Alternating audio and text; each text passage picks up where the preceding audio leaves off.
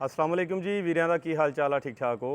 अच्छा जी वीडियो एक होर कीता होया वादा जिहड़ा ਉਹ माशाअल्लाह ਅੱਜ ਵਫਾ ਹੋ ਗਿਆ ਤੇ ਅਸੀਂ ਥੋੜਾ ਜਿਹਾ ਅਰਸਾ ਪਹਿਲੇ ਪੀਰਮਲ ਗਏ ਸੀ ਤੇ ਉੱਥੇ ਇੱਕ ਬਜ਼ੁਰਗ ਸੀ, ਉਹਨਾਂ ਦਾ ਬਾਜ਼ੂ ਕਟਿਆ ਸੀ, ਉਹਨਾਂ ਦੇ ਪੈਰ ਡੈਮੇਜ ਸੀ ਦੋਨੇ ਤੇ ਉਹਨਾਂ ਦੀ ਬਹੁਤ ਬੁਰੀ ਸਿਚੁਏਸ਼ਨ ਸੀਗੀ ਔਰ ਉਹ ਜ਼ਿੰਦਗੀ ਦੀ ਉਮੀਦ ਹਾਰ ਬੈਠੇ ਸੀ ਔਰ ਇਹ ਵੀ ਕਹਿੰਦੇ ਸੀ ਕਿ ਮੇਰੇ ਕੋਲ ਪਹਿਲੇ ਵੀ ਲੋਕ ਆਏ ਲੇਕਿਨ ਕੀਤਾ ਕੁਛ ਨਹੀਂ ਕਿਸੇ ਨੇ।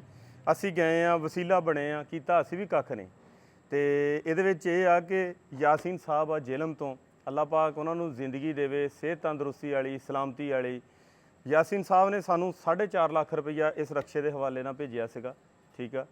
ਤੇ ਬਿੱਲ ਸ਼ੇਲ ਬਾਕੀ ਹਰ ਚੀਜ਼ ਓਕੇ ਆ, ਉਹ ਅਸੀਂ ਇਨਸ਼ਾ ਅੱਲਾਹ ਤਾਲਾ ਪੂਰਾ ਮੁਕੰਮਲ ਡਿਟੇਲ ਜਿਹੜੀ ਉਹ ਯਾਸੀਨ ਸਾਹਿਬ ਨੂੰ ਸੈਂਡ ਕਰ ਦੇਣੀ ਆ।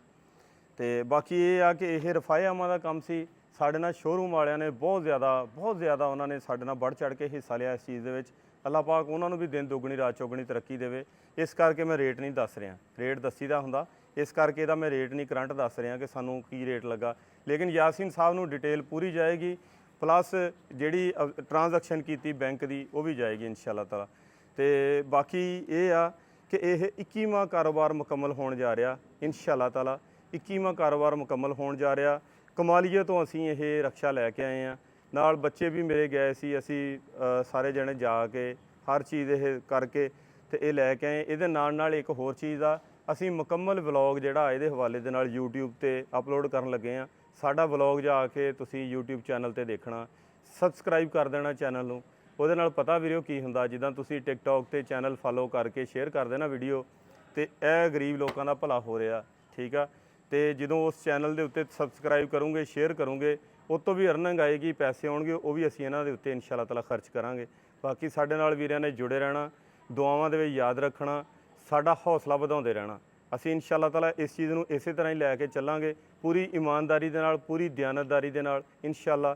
ਤੇ ਸਾਡੇ ਨਾਲ ਰੋਜ਼ੇ ਮਹਿਸ਼ਰ ਦੇ ਵਿੱਚ ਇਨਸ਼ਾ ਅੱਲਾਹ ਤਾਲਾ ਇਹ ਹਿਸਾਬ ਜ਼ਰੂਰ ਜਾਏਗਾ ਕਿ ਰੱਬ ਸੋਹਣਾ ਜਿਹੜਾ ਹੋ ਸਕਦਾ ਪਤਾ ਨਹੀਂ ਇਸੇ ਗੱਲੇ ਬਖਸ਼ ਦੇਵੇ, ਗੁਨੇਗਾਰ ਜੇ ਬੰਦੇ ਆ।